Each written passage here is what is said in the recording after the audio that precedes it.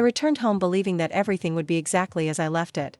The trip had been short, just a few days to visit an old friend, one of those who still remember us for what we were, not for what they think we have become. I got out of the taxi with the bag in my arm, feeling the good fatigue of someone who slept in another bed, but with a calm heart. The afternoon sun beat down on the facade of the houses, and for a second I felt that old comfort of belonging to a place.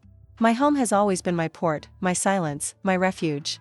I never imagined that, when I crossed the sidewalk, I would no longer be the owner of even the ground where I stepped. Before I even reached the gate, something stopped me. My bags were not inside the yard, as I expected, but thrown on the sidewalk, open, with clothes escaping as if they had been hastily torn off. I kept looking, trying to understand if that was some mistake, if I had stopped at the wrong house. But no. I recognized the cracked vase, the old blue suitcase, the coat I wore last winter. My body froze, and for a few seconds I couldn't breathe properly. The world seemed to tilt, as if I were in a place that no longer recognized me. It wasn't just a mess. It was a message. I approached slowly, feeling the weight of the neighbors' looks. No one said anything, but everyone knew something was wrong. I picked up one of the blouses with trembling hands and smelled the smell of my home mixed with the dust of the street. It was as if my life had been dumped out there, without explanation, without warning. I thought that maybe it was a misunderstanding, a simple confusion, something that could be solved with a conversation. I had not yet understood that certain decisions are not born of confusion, but of coldness. At that moment, I still believed that someone would feel sorry enough to explain it to me. I walked to the door with the key in my hand, repeating to myself that everything would be fine. I lived there for decades. I buried my husband, raised my daughter, lived every corner of that house. I turned the key once, then another, and nothing happened. The lock did not give way. My heart started beating faster, and I tried again, harder, as if insisting could change reality. It was then that I realized that the lock was not the same. They had changed the door of my own life without telling me. Nailed to the door was a folded, simple, almost sloppy paper. I opened it carefully, feeling that something inside me already knew what was written. The words were cold, too polite, as if they wanted to appear kind as they pushed me out. They said that I no longer lived there, that it had been decided, for my good. I read and reread it, hoping that the lyrics would change, that they would make some sense. But they didn't. It was official. I was outside my own house. I felt ashamed. Not in that situation, but in the way I was exposed, as if my fragility were a silent spectacle. I thought about the years I took care of everything alone, the bills paid, the sleepless nights, the difficult choices. All that seemed to have been erased with a change of lock. The most painful thing was not the closed door, but the certainty that someone close to me had done it. Someone who knew every one of my weaknesses. Someone who knew exactly where it hurt the most. I sat on the sidewalk, next to the suitcases, trying to organize my thoughts. The distant noise of the cars seemed irrelevant in the face of the chaos that was forming inside me. I didn't cry. Not yet. He was in shock, as if this was happening to someone else. Part of me wanted to disappear, another part wanted to knock on the door until someone showed up. But I knew it wouldn't be like that. That had been planned. No one kicks someone out of the house on impulse. That was thought out, rehearsed, decided without me. As I watched my life spread out on the floor, I noticed something strange. No one was coming to talk to me. Neither to ask nor to help. It was as if everyone had been warned, as if I was the last element to know about their own exclusion. The loneliness of that moment was heavier than any words spoken. I felt small, disposable, as if age had turned me into a problem to be solved. It was there that I understood that they were not just taking away my house. They were trying to take away my voice. Even so, something inside me refused to accept that end. I could be tired, hurt, humiliated, but I wasn't lost. He knew that house better than anyone. I knew my history, my choices, my documents. He knew what he had saved over the years. As the sun began to set, I felt a silent certainty rise in my chest. They thought I wouldn't react. They thought I would accept. And that was their mistake. I stood up slowly, took a deep breath, and held the key more firmly. That door might have been closed, but my memory wasn't. My story wasn't. I still didn't know how, or when, but I knew that it wouldn't end there, on that sidewalk. That was the day they tried to erase me. And it was also the day when, without realizing it, they woke me up. I wouldn't go back inside the house at that moment, but I was about to enter the hardest part of my life. And I would walk across it standing. The fact that you are here, listening to this story so far, already says a lot about who you are. What comes next is not just about a house or a family, but about dignity, memory, and the right not to be erased over time. If you believe that stories like this need to continue to be told, sign up. This is the simplest way to support so that truths like this are not lost. I stood in front of the door for a few seconds, as if the simple act of staring at her could make her mine again. The wood looked the same, the paint a little peeling in the corners, but there was something strange, almost offensive, about that lock shining in the afternoon light. I ran my hand over the cold surface of the metal and felt a shiver go up my arm. That door always gave way to me. Always. That's where I came in after hard days, where I left the bags on the floor and sighed in relief. Now, she treated me like a stranger. I tried to hit, first lightly, then harder. The sound echoed dry, unresponsive. My heart began to tighten, not because of the absence of anyone on the other side, but because of the certainty that there would be no one. That was not a mistake. No one would change a lock by accident. As I waited in vain, I remembered how many times that same door had been opened for visits, simple parties, family lunches. It was there that my daughter entered without knocking when she was younger, complaining about life, asking for help. Now, I beat like a stranger. I picked up the cell phone with shaky hands and called my daughter. He called a few times before falling into voicemail. I didn't leave a message. I called again. Nothing. With each attempt, the feeling of abandonment became heavier. It wasn't just the closed door, it was silence. A calculated silence, which said more than any harsh words. They knew I would be there, alone, with nowhere to go. And they chose not to answer. I leaned against the wall, feeling my body suddenly tiring, as if the years had all fallen on my shoulders at once. I thought about asking a neighbor for help, but something held me back. Pride, perhaps. Or fear of hearing what I already suspected. I didn't want anyone to confirm that it was real. There was still a part of me that insisted on believing that someone would show up, apologize, explain everything. But time passed, and nothing happened. It was then that I began to notice small details that had previously gone unnoticed. The doorbell was off. The side lock, new. Even the curtain in the living room had been changed. That knotted my stomach. It was not just a temporary expulsion. They were settling in, occupying my space, rewriting my absence as if I had never belonged there. I felt a mixture of anger and disbelief that made me close my eyes for a moment. I took a deep breath and moved away a little, watching the house from the sidewalk. How many times have I washed that facade? How many times have I sat on the sofa in the living room to watch TV at night, alone but in peace? Now, all that was there, a few meters from me, inaccessible. The house had not changed. The people who said they loved me had changed. Or maybe they've always been like this, and I never wanted to see it. When the penny finally dropped, I felt a dull pain in my chest. It wasn't just sadness. It was treason. Someone who had access to my life, my documents, my weaknesses, had used all of this against me. I thought about the last few months, the awkward conversations, the comments about my age, about making things easier. It all made sense now. I had been prepared, little by little, for that moment. Even so, there, in front of that locked door, I did something they didn't expect. Instead of begging or giving up, I began to remember. I remembered every paper I kept, every contract signed, every choice I made carefully throughout my life. My memory has always been my strength, and no one could get that out of me. They could close doors, but they couldn't erase what I knew. As the sky began to darken, I grabbed one of the suitcases and got up. I didn't know where I would sleep that night, but I knew one thing for sure, it wouldn't end there. They had taken me out of the house that day, but they had made a serious mistake. They had underestimated a woman who had spent her whole life learning to resist in silence. And I was just getting started. I spent the night awake, sitting on the couch of a distant acquaintance's house, staring at the ceiling as if he could give me back some answer. The body hurt, but it was the head that wouldn't stop. Every thought led me to the same place, my daughter. In the morning, I plucked up the courage and called again. This time, she answered. The voice on the other end was too calm, trained, as if she was already expecting that conversation. That hurt me more than a scream would. When someone prepares to push you away, coldness comes before guilt. I asked, bluntly, why they had changed the lock on my house. She sighed, as if I was being inconvenient, as if I was interrupting something more important. He said that this was necessary, that I needed to understand my limits, that everything had been decided thinking about my good. Hearing that was like being slapped slowly, one of those we feel later. There was no apology. Only justifications. Just that tone that turns mother into child. I tried to remind her of who I was, what that house meant, how many times I helped her myself when she needed it. She responded with ready-made phrases, as if she were reading a script. He spoke of my age, my memory, the need to organize things. He said that I was confused, that I didn't remember what I had signed. At that moment, I understood that it was not just about the house. It was about convincing myself that I was no longer capable of deciding anything. With each word of hers, something inside me broke. Not because I believed what she said, but because I realized that she did. Or pretended to believe. It was easier to become a fragile person than to assume my own ambition. I recognized that strategy. I had seen this before, in other people's stories. I never imagined it would be me. Much less coming from those I generated. I asked if I could at least go inside to get some things. She hesitated, then said it wasn't a good idea, that it could destabilize me. That word echoed in my head. Destabilize. As if I were a brittle object, not a woman who survived loss, hard work, and loneliness. It was there that anger began to mix with pain. A quiet, dangerous anger, one of those that do not scream, but decide. When we hung up, I stared at my phone for long minutes. The call had been short, but enough to make it clear that I couldn't count on her. Not in that way. No more.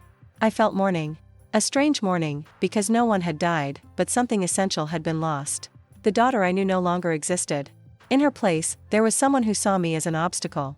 I began to remember small situations from the last few months. The insistent questions about documents, the comments about selling the house, the suggestions to simplify my life. Everything was there, scattered, and I didn't want to put it together before. Now, each memory fit together with cruel precision. They had not acted suddenly. They had waited for the moment when I would be out, alone, vulnerable. Despite this, I did not cry. Not at that moment. Instead, I felt a strange clarity form. If my own daughter was willing to treat me as incapable, I would have to be twice as lucid. He could not react with emotion. He needed to react strategically. They were playing a silent game, and I had entered it without realizing it, but now I knew I was playing. I got up, went to my bag, and began to mentally list everything I had saved over the years. Papers, records, receipts. I have always been careful. I have always heard my husband say that a document is a memory that does not fail. That day, I realized that maybe this was the only thing that still protected me. My daughter could have the house for the time being, but I still had the truth. And it was well guarded. The next morning, I walked back down the street from my house. Not because I believed that something had changed, but because I needed to look again, to confirm that it hadn't been a nightmare. I walked slowly, feeling the weight of the steps, as if every meter required a courage that I was still learning to muster. From afar, I saw the familiar facade and felt a tightness in my chest. The house was still there, whole, firm. It was me who seemed out of place, as if I had been displaced from life itself. As I approached, I noticed the looks. Some curious, others embarrassed, others pretending they didn't see anything. Neighbors who had been greeting me for years now looked away, as if the problem was contagious. That hurt more than words. There was no screaming, there was no scandal. Just that silent judgment, that invisible agreement that I was the weak party in the story. The confused old woman. The problematic mother. The woman who doesn't accept reality. I sat down again on the sidewalk, trying to look strong, but feeling the small heart inside my chest. I heard whispers, hurried footsteps, doors closing. No one asked if I was okay. No one asked what had happened. The version that ran was theirs, not mine. And I realized how easy it is to erase someone when you decide to tell the story for them. It was enough to repeat that it was for my good, and everything seemed justified. The most humiliating thing was to realize that I was beginning to doubt myself. Not of the truth, but of my ability to face it. For a moment, I wondered if it wouldn't be easier to accept, leave, adapt to any room and pretend that it was normal. Age is tiring, and they knew it. They were counting on my tiredness. They counted on the fact that I would not have the strength to fight. But while I was there, something happened inside me. It was not sudden courage, nor explosive anger. It was a simple memory. I remembered myself, years ago, facing greater difficulties, without support, without any guarantee that it would work. I remembered that I always survived. I always found a way. And that this woman still existed, even if they tried to hide her behind the word old. I got up with difficulty, but with dignity. I wiped the dust off my skirt, straightened my shoulders, and took a deep breath. It didn't matter what they said at that moment. It didn't matter what they thought. That humiliation would not be the end of me. It would be proof of how much they were willing to go to erase me. And strangely, it just gave me more clarity on what I needed to do.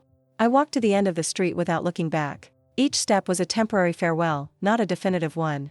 They thought silence would defeat me. They didn't understand that silence was always the place where I thought best. Where I planned. Where I resisted. I still didn't have answers, but I had something perhaps more important, the certainty that I wasn't wrong. And no one could take that away from me.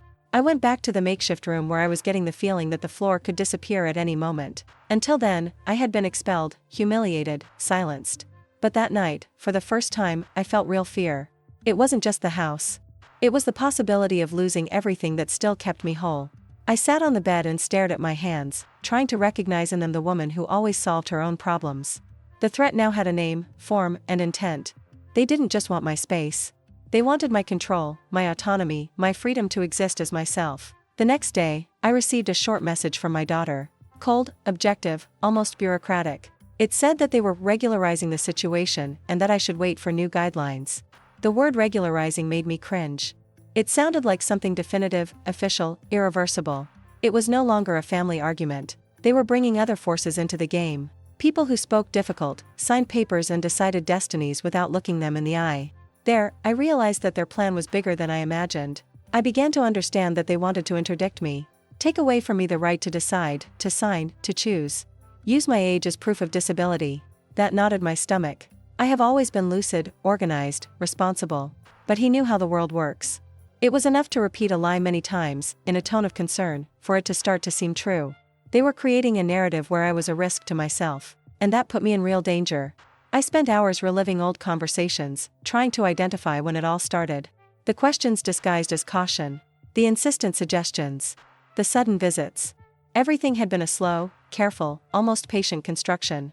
They waited for me to get old enough for my word to start losing weight. They waited for me to be alone. They waited for the right moment to act. This hurt more than any direct accusation. It was the coldness of the calculation. The biggest fear was not sleeping without a roof. It was waking up one day and finding that someone had decided for me, that I could no longer return home, nor choose where to live, nor touch my own life. I thought about how many women my age had gone through this in silence. How many accepted because they were too tired to fight. That idea almost broke me. Almost. Because, along with fear, something harder was born. A profound refusal. I began to realize that I needed to act carefully. I couldn't confront it head-on yet. They were overconfident, too sure that I wouldn't react. Any impulsive movement could be used against me as proof of imbalance. So I did what I always did when life got tough. I watched. I listened. I kept it. I needed proof, not screaming. I needed truth, not despair. That same afternoon, I went to a nearby square and sat for hours, pretending to rest. Inside, my mind worked nonstop. I thought about the old documents, the papers kept, the boxes that I never threw away. They always called me exaggerated for that. Now, that mania could be my salvation. If they had used papers to take everything away from me, I would use papers to give myself back to myself. The hardest thing was dealing with the loneliness of this decision. I couldn't trust many people. I didn't know who was on their side, who had heard distorted versions, who believed I was just a stubborn old woman. That hurt, but it also made me more alert. I was alone, yes. But she was not disarmed. My whole story was a weapon they had forgotten. That night, before going to sleep, I made a silent promise. I would not allow them to erase me with beautiful words and false intentions. If they wanted war, they would have to face a woman who had already lost a lot, but who still knew exactly who she was. The threat was real. But so was my resistance. When I woke up the next morning, I felt something different. Fear was still there, but it no longer commanded everything. In his place, there was focus. I didn't know how long it would take, nor the price I would pay. But he knew he would not accept disappearing. Not after everything I've experienced. Not now. That morning, I woke up with the feeling that something old was calling me. It wasn't nostalgia. It was urgent. As the coffee cooled in the cup, I stared into space, feeling that the answers I needed were not in the present, but buried in years that no one else bothered to remember. I have always been organized, too methodical, and this has never been by chance. It was a way to maintain control in a world that changes without asking permission. Now, this habit began to make sense in a way I never imagined. I spent the whole day reliving my history with that house. I remembered the day we signed the first papers, the fear of making mistakes, the happiness contained by knowing that I would finally have something of my own. I remembered my husband insisting that everything be well documented, saying that promises are lost, but records remain. At the time, I thought it was exaggerated. Today, that phrase echoed like a warning left for the future. A future that had arrived with violence. Each memory was accompanied by a physical, almost palpable sensation. The smell of new wood, the sound of empty walls before furniture, the first night sleeping there, still without curtains. That house was never just a property. It was conquest, protection, proof that I had succeeded. To think that someone was trying to erase this with a convenient speech gave me a mixture of sadness and indignation that was difficult to explain. I closed my eyes and started mentally listing where the important things were. The blue box in the back of the closet. The brown paste with worn elastic bands. The old envelopes, yellowed by time, but intact. I never threw away anything that involved big decisions. I have always thought that human memory fails, but paper does not forget. That silent stubbornness of mine now seemed almost like a survival instinct. The most painful thing was to realize that my own daughter knew this. He knew that I kept everything. She knew I was careful. Even so, he bet that I would not have the strength to search, to confront, to sustain a fight. He bet on the fatigue that comes with age, on the fear of conflict, on the desire for peace. He bet I would choose silence. This awareness hurt more than the expulsion itself. I got up slowly and started to pack my things, mentally separating what I needed to look for when I had the chance. Each gesture was done carefully, as if I was preparing for something bigger. I still didn't have access to the house, but I knew that the past was on my side. They were in a hurry. I had time. Time lived, accumulated, recorded. I spent the whole afternoon writing names, dates, memories. Not to move me, but to guide me. It was a way of not getting lost in the midst of chaos. With each line, I felt my head clearer. The narrative they were building about me was beginning to unravel within myself. I wasn't confused. I was being attacked, and that changes everything. As I was writing, I realized that something had changed in me. I no longer saw myself only as a victim. I was still injured, yes, but not paralyzed. The past was not a burden. It was a resource. Every decision I made throughout my life had left traces. And now those tracks formed a path back to myself. When night fell, I felt a different tiredness. Not the one that knocks down, but the one that comes after a difficult choice. I had decided not to run away from what was to come. He knew that tinkering with the past would bring uncomfortable truths, perhaps too painful. But he also knew that there was no other way. To ignore that would be to accept their version as definitive. I lay down with the certainty that what was buried would no longer be silent. The past had begun to breathe again. And, whether they liked it or not, he was going to talk. In the late afternoon, as I walked slowly down the street where I had always lived, I felt a light touch on my arm.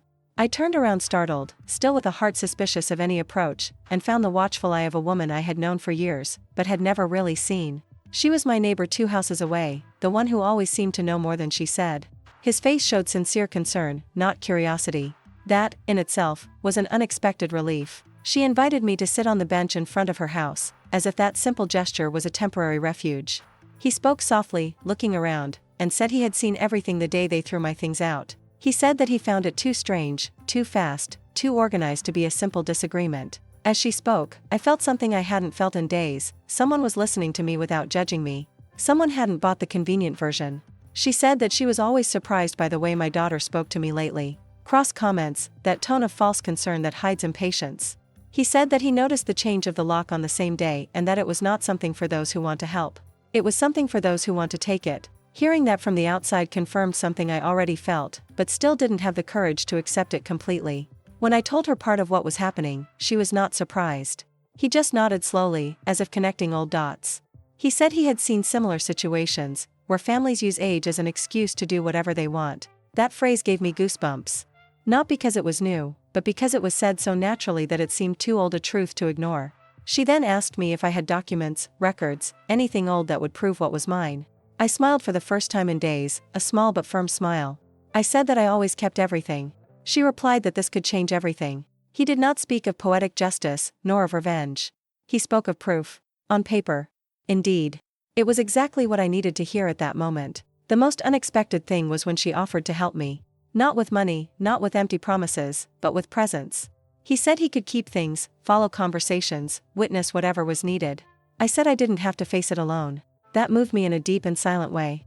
I didn't cry, but I felt something recompose itself inside me. I realized, at that moment, how isolation was part of the plan against me. To move away, to make me doubt, to leave me without support. And here was someone who escaped this script, someone who observed everything without being noticed. That neighbor was not noisy, she was not invasive. She was attentive. And that made her dangerous to those who lied. We talked for almost an hour.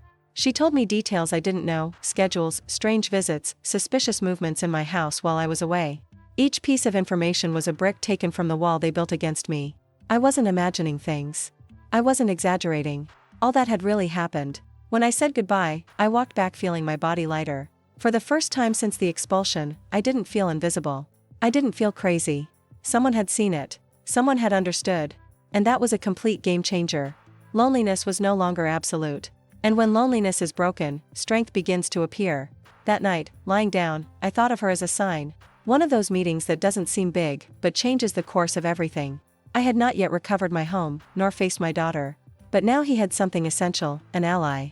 And with that, for the first time, I felt that maybe it was possible to turn the tide. The next day, I woke up with a sense of purpose that I hadn't felt in a long time.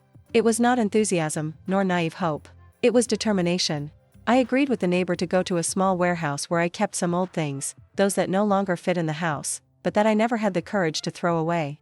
As we walked, I felt a mixture of anxiety and fear. Rummaging through the past always brings risks. But it also brings truths that the present tries to hide. The place smelled of old paper and damp wood. The boxes were piled up, some crooked, others covered in a thin layer of dust. I ran my hand over them as if recognizing a sleeping body.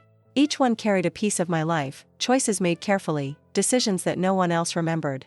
As I opened the first box, I felt my hands tremble slightly. Not out of fear, but out of the awareness that there could be everything I needed. I started to remove envelopes, folders, notebooks.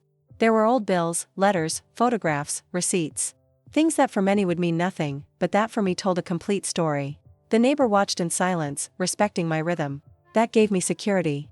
There was no hurry. For the first time since I was expelled, I controlled the time. And that made all the difference. With each document found, my memory was activated with a frightening clarity. Dates, names, signatures. I remembered exactly when I signed certain papers, who was with me, the reason for each decision. That dismantled, inside me, the narrative of confusion that they were trying to impose. I wasn't disoriented. I always knew what I was doing. And the papers were there to prove it. In one of the smaller boxes, I found the brown folder I was looking for. I recognized it right away, even before it opened. The elastic was worn, almost breaking, but still firm. When I opened it, I felt my heart race. There were the oldest documents in the house. Records that no one had mentioned for years. I picked them up carefully, as if they were fragile, but at the same time powerful. The neighbor leaned over to look at me. His eyes widened discreetly as he recognized what it was. He didn't say anything right away, but her silence was more eloquent than any exclamation. I knew it. That wasn't just paper. It was an anchor. A fixed point in the midst of chaos. Something that could not be distorted with sweet words or veiled accusations. I kept rummaging through the boxes for hours. Not just in search of evidence, but in search of myself. Each document reinforced the certainty that I had been systematically underestimated. They thought I wouldn't remember, that I wouldn't have the energy to search, that I would give up halfway. They did not count on the stubbornness of a woman who learned early not to depend on the goodwill of others. Fatigue arrived in the late afternoon, heavy but accompanied by a strange feeling of silent victory. I had not yet faced anyone, I had not yet recovered anything materially. But something essential had already changed. I was no longer at the mercy of their version. I had facts. And facts are not intimidated by threats. Before we left, I organized everything carefully, separating what was really important. That wasn't nostalgia. It was strategy. I knew that the road ahead would still be difficult, full of clashes and attempts to disqualify. But now I had a shield. And more than that, he was sure. When I closed the last box, I took a deep breath and felt a firm calm settle in. The answers were there all along, hoping I would have the courage to look for them. The boxes had been forgotten by them. Not by me. And that forgetfulness would be costly. I took the documents to the place where I was sleeping as someone carrying something alive. It was not an exaggeration. Those papers breathed history, truth, resistance. I spread everything out on the small table, lined it up carefully, and started reading one by one, even though I already knew many by heart. I needed to be absolutely sure. There could be no doubt, no error, no loophole. They bet I was confused. I needed to be more lucid than ever. When I got to the real estate registry, I felt my whole body react. The paper was yellowed, the ink a little faded, but perfectly legible. My name there, complete, without erasure, without ambiguity. The date, the registry office, everything in order. I ran my finger over the lyrics as if I were playing something sacred. That was not just a document. It was proof that the story they were telling about me was a lie constructed with care and cruelty. I stood there for long minutes, absorbing the weight of that discovery. They had purposely ignored this record. Or they believed that I would not remember him. Perhaps they thought that old documents would have no value. They underestimated time. They underestimated the law. They underestimated me. For the first time since it all began, I felt something close to relief. Not because the problem was solved, but because now I knew, they were wrong. I called the neighbor and asked her to come there. When I showed her the document, she read it silently, carefully. At the end, he looked up and said something simple but definitive: "This changes everything." That phrase echoed inside me like a bell. It was not enthusiasm. It was a fact. That role dismantled the narrative of incapacity, confusion, and good intentions. I exposed the naked truth. Someone tried to take away what was mine using my age as an excuse. I began to see the whole shot with uncomfortable clarity. The short trip, the change of the lock, the rehearsed speech, the calculated silence. Everything had been done to destabilize me before I could react. To make me doubt. To tire me out. But that old record withstood all that. He stood there, quietly, waiting for the right moment to speak. And now he spoke loudly. I felt angry, yes. But not blind anger. It was a cold, organized anger that thinks before acting. They had crossed a line. It was no longer a family dispute. It was fraud. It was violence disguised as care. and this required a response to match. I knew that, from that moment on, there was no turning back. Either I faced everything, or I accepted being officially erased. I spent hours studying the document, checking every detail. I wrote down doubts, possible attacks they could make, lies they could tell. I needed to be prepared. I knew that they would try to disqualify the role, to say that it was too old, irrelevant, misinterpreted. But the truth does not age. And the law is not based on tone of voice, but on evidence. As the night progressed, I felt something solidify inside me. It was not heroic courage. It was firmness. The feeling that I was no longer reacting, but leading. They had struck the first blow thinking I would fall. Now, I had something that put them on the defensive. And that completely changes the game. I kept the record carefully, separating it from the other papers. He could not be lost, nor damaged. It was the key to the door that had been closed to me. Not a physical key, but something much more powerful. A right. A documented truth. An anchor. Before going to sleep, for the first time in many days, I was able to close my eyes without feeling the crushing weight of uncertainty. The road would still be long, painful, perhaps irreversible in terms of relations. But one thing was certain, I wasn't wrong. I never was. And now, I could prove it. I spent the morning organizing everything as if preparing a silent battlefield. There was no hurry, but there was method. I separated the documents in chronological order, made notes in the margin, marked dates, connections, gaps in the story they had created about me. Each paper dismantled a piece of the version they scattered. It wasn't just the house. It was the attempt to transform me into someone incapable of justifying the unjustifiable. The more I organized, the clearer the lie became. I called my daughter in the late afternoon. Not to discuss, nor to ask for explanations. Just to inform her that I had found important documents and that I would need to talk to her in a formal way. The silence on the other end of the line lasted a few seconds longer than usual. When she answered, her voice lost its rehearsed security. He asked what these documents were. I calmly replied that I preferred to speak in the presence of a lawyer. It was the first time I felt the balance tip in my favor. From that moment on, their behavior changed. The messages began to arrive with a different tone, less authoritarian, more careful. They said that perhaps there had been a misunderstanding, that they could re-evaluate some decisions. That confirmed everything I suspected. Those who act with truth do not shrink from evidence. Only those who lie try to rearrange the story when they realize that they have been caught. And I had just turned on the light. I told the neighbor everything, every detail of the calls, the messages, the changes in tone. She listened carefully and said something that marked me deeply. When the lie begins to justify itself, it is because it is already exposed. That sentence gave me a strange calm. He didn't have to run. He didn't need to accuse. Their own inconsistency would do the dirty work. I just needed to keep my ground. Even so, it was not easy. Each new attempt at contact was loaded with manipulation disguised as care. They said that I was stressing myself, that it could make me sick, that it might be better to solve it as a family. That revolted me. Solving it as a family had been exactly what put me in that situation. I would not fall into this trap again. Their lie only survived in the dark. I started to record everything. Times, messages, words used. Not out of paranoia, but out of strategy. I knew they would try to paint me as exaggerated, emotional, out of control. So I did the opposite. I was precise, calm, objective. Each record was further proof that they were not concerned with me, but with what I could prove. And that said it all. At times, the pain came strong. It hurt to realize how far they were willing to go. It hurt to accept that the daughter I raised was capable of participating in something like this. But I learned quickly that pain cannot guide decisions. I could feel everything, but I needed to act with a cool head. They were counting on my emotional breakdown. They would not have that pleasure. When night fell, I reread everything one more time. The lie was no longer sustainable. There were too many contradictions, too many retreats, too many justifications. Those who speak the truth don't need to explain themselves so much. I felt a mixture of sadness and strength. Sadness for what was lost. Strength for what I was about to recover. Not just the house, but my dignity. Sleeping that night was difficult, but different. It was not the heavy sleep of fear. It was an alert tiredness, of someone who knows that the storm has not yet passed, but already sees the sky opening at some point. I was in the middle of the confrontation, even though it wasn't public yet. The lie had been exposed. And now, there was no way to hide it. When I closed my eyes, I was sure of one thing: they would still try to turn the tide. But now they played defensively. And I finally had the right cards in my hands.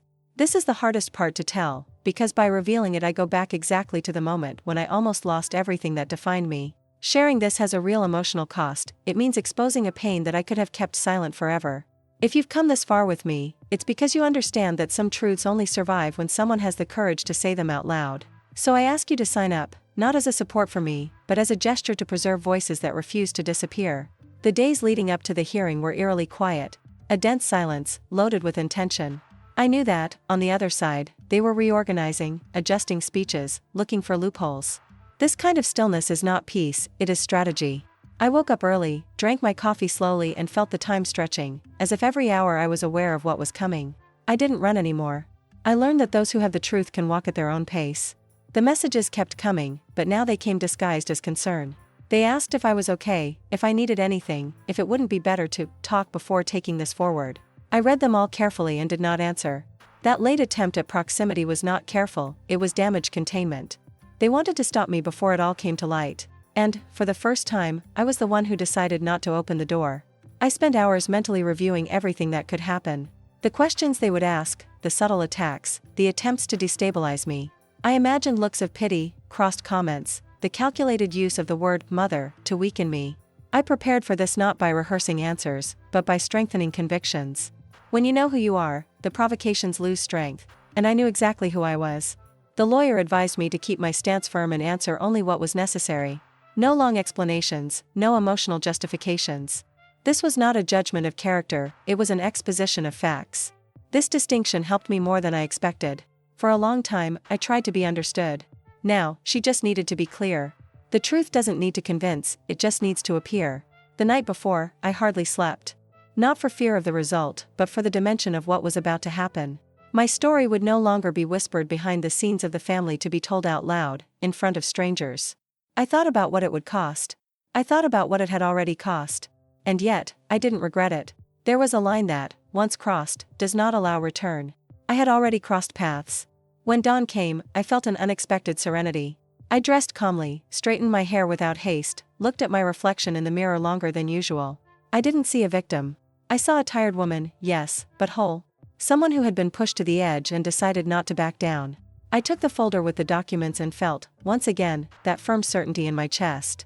On the way to the place of the hearing, I observed the city as if I saw it for the first time. People in a hurry, trivial conversations, lives going on normally. It was strange to think that as the world went on, something so big was about to resolve itself for me.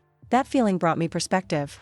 My pain was real, but it didn't define me. I was more than that conflict, and that gave me strength. When I arrived, I saw familiar faces. My daughter avoided my gaze. Others watched me as if trying to measure ground. I held my head high. Not out of pride, but out of self-respect. He wasn't there to beat someone. I was there to recover what they tried to take from me. And that completely changes the energy of a confrontation. As we waited to be called, I took several deep breaths. I felt my heart beating strongly, but steadily. I was ready to listen to lies, to confront distortions, to sustain embarrassing silences. I was ready because I had already faced the worst alone, outside my own house. Nothing there could be more cruel than that. When they called my name, I got up slowly and walked to the door. Each step seemed to carry years of life, choices, losses and resistances. I knew that, from that moment on, nothing would be hidden anymore. The truth was about to enter the room. And I would go in with her. I entered the room feeling the air heavier, as if each person there carried a different expectation about who I should be. I sat calmly, keeping my hands resting on the document folder, as if anchoring its own body to reality. I looked around and saw rehearsed expressions, averted looks, a false serenity that did not match what was at stake. It wasn't just a legal dispute. It was the exposure of a lie carefully constructed over time. And I was there to tear it apart. When they began to speak, I immediately recognized the tone. Soft words, worried, full of good intentions. They talked about my age, the need for protection, the fear that I was too vulnerable to take care of myself. I listened to everything without interrupting, as I learned to do. Each sentence confirmed what I already knew. They were trying to save me from myself. Turning abuse into care is a cruel art, and they mastered it well. But no art resists when the truth enters the scene. When it was my turn, I stood up slowly. I felt all eyes rest on me, some full of pity, others of impatience. I took a deep breath before speaking, not to calm down, but to steady myself. My voice came out stable, firmer than I imagined. I didn't raise accusations, I didn't make emotional speeches. I just told the facts, in the order they happened. Changing the lock, the expulsion, silence. Each word felt like a weight impossible to ignore. So I opened the folder and presented the old record. There was a small movement in the room, almost imperceptible, but revealing. Their lawyer leaned forward, my daughter shook hands, someone cleared her throat. I continued. I explained when the document was made, in what context, by whom. I showed dates, signatures, official records. There was no room for interpretation. That dismantled the whole narrative of confusion and incapacity that had been built about me. Attempts to disqualify the document came quickly. They said it was old, that maybe it was outdated, that I might not have understood its meaning. I listened to everything in silence. When I was asked if I was sure of what I was presenting, I replied only that I was absolutely sure. I didn't have to raise the tone. Conviction did the work for me. The truth does not scream. It remains. At a certain point, I realized that their posture was beginning to crumble. The answers were vague, the justifications contradicted each other. That gave me a strange, almost physical feeling, as if something heavy was moving in the environment. It wasn't a victory yet, but it was exposure. The lie was no longer sustained with the same elegance. She was stained, fragile, nervous. When they mentioned again that everything had been done for my good, I felt a twinge in my chest. Not of pain, but of clarity. I looked directly at my daughter for the first time since I entered there and said that no one protects someone by kicking her out of the house. The silence that followed was more powerful than any argument. There was no possible answer to this. The truth had imposed itself effortlessly. The judge asked objective, direct questions, focused on the facts. And the facts were on my side. Each answer from them seemed to dig a deeper hole. Each document of mine closed a door to new excuses. I stood firm, without triumphalism, without tears. He was not there to humiliate anyone. I was there to exist before the law as I have always existed in life, conscious, responsible, lucid. When the hearing was closed, I felt my legs a little weak, but my head held high. I left the room knowing that, regardless of the final result, something irreversible had happened. The truth had been spoken out loud in front of everyone. And once it's said, it can no longer be pushed back into silence. Outside, I took a deep breath and felt the air enter my lungs as if it were the first time in days. I still hadn't recovered everything. There were still decisions to be made. But one thing was certain, no one there could pretend that I didn't exist. The truth had walked through that door with me. And now, she walked free. I returned to the street of my house a few days after the hearing with a strange feeling in my chest, as if I was stepping into a place that was mine and was not at the same time. The gate was still there, the facade the same, but I was no longer the same woman who had been expelled from there. Each step carried the weight of what I faced and, at the same time, a new lightness, difficult to explain. It was not euphoria. It was consciousness. I knew that house was still mine, not just on paper, but in the history I built there. When the decision was confirmed, there was no celebration. There was silence. A dense, definitive silence, like the end of a storm that is too long. The justice system recognized the obvious that they tried to hide. I never stopped being the owner. The attempt to erase me failed. And it failed publicly. This brought relief, but also a deep tiredness. Winning does not erase wounds. It only prevents them from continuing to be opened. The first time I walked through the door again, I felt a tightness in my throat. I didn't cry. I walked slowly through the rooms, observing every detail as if I were meeting someone again after a long separation. Some things had been changed, moved, displaced. Others remained exactly where I left off. It reflected well what I felt inside, part of me intact, part marked forever. I touched the furniture, opened drawers, took a deep breath. The house still recognized me. And, more importantly, I recognized myself in it. There was no sense of triumphant victory, only confirmation that no one could uproot my roots. That house was not a prize. It was a right. And rights are not thankful. They respect each other. My daughter wasn't there. There was no apology, no attempt at immediate reconciliation. Just a cold, almost embarrassed distance. I accepted this with a serenity that surprised me. Not because it didn't hurt, but because I no longer needed her to validate my existence. What was broken between us was not the house. It was something much deeper. The neighbors began to greet me again, some with shy smiles, others with a new respect in their eyes. I didn't care about explanations. Whoever wanted to understand, understood. Those who preferred silence before, now learned to deal with it. I didn't need to prove anything anymore. The truth had already done this work for me. In the following days, I organized the house little by little. Not in a hurry, but with intention. Each object replaced was a gesture of resumption, not of return to the past. I knew that nothing would be the same as before. And that didn't scare me anymore. Rebuilding is not repeating. It is choosing again, with more awareness. I realized that something inside me had hardened in a good way. It was not bitterness. It was firmness. I no longer felt obliged to please, to give in, to explain too much. I learned, the hard way possible, that boundless kindness becomes an invitation to abuse. And I had learned to set limits. At night, sitting in the living room, I heard the familiar sounds of the house and felt a different peace. It was not that naive peace of those who believe that nothing can go wrong. It was the peace of those who know that, if they can handle it. I had been through the worst. She had been pushed out of her own life and managed to come back on her own. The house was still mine. But more than that, I was still mine. And no one else could take that away from me. The morning I woke up permanently back at my home, I felt something I had never felt before. It was no relief, no joy, no revenge. It was solidity. As if something inside me had finally settled in the right place. I prepared my coffee calmly, sat at the table and watched the light coming in through the window. Everything looked the same, but I knew nothing was. I had crossed an invisible line, one of those that do not appear on the ground, but completely change the way I walk. I spent a lot of time of my life trying to be understanding, flexible, available. I thought that was strength. Today I know it was survival. The real strength came later, when I had to say no, when I had to maintain silence, when I had to face the possibility of being alone so as not to disappear. That woman who begged for explanations at the door of the house no longer existed.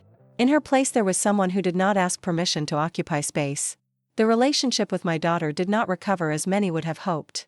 There were brief, tense conversations, loaded with unsaid things. No complete apology, no clean reconciliation. And for the first time, I accepted it without trying to fix it. Some bridges don't fall all at once, they rot little by little. And crossing them again can be more dangerous than leaving them behind. The grandchildren continued to be present, in a different, more distant, more careful way. I learned to love without canceling myself. I learned that protecting is also teaching limits, even if it hurts. I didn't have to explain myself. My posture spoke for me. Children understand more than adults imagine, especially when the truth does not come loaded with hatred. The neighbor remained close, now no longer as an ally in war, but as part of my new routine. We had coffee together, talked about simple things, and sometimes about what was left. She said I looked different. I agreed.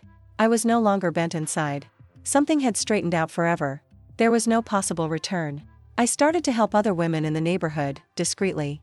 Not as a savior, but as a reference. Sometimes it was just listening, sometimes indicating a path, a name, a care. I realized how many similar stories there are, hidden behind closed doors, sustained by fear and fatigue. I didn't make it a grandiose mission. I made it a presence. And that was enough. There were nights when sadness still came, silent. Not for the house, not for the material loss, but for the grief of the family I thought I had. I learned not to fight with this feeling. He would come, stay for a while, and leave. He didn't rule me around anymore. Maturity didn't make me hard. It made me stable. Looking in the mirror was different now. I didn't just see wrinkles or age. Via history. Via resistance.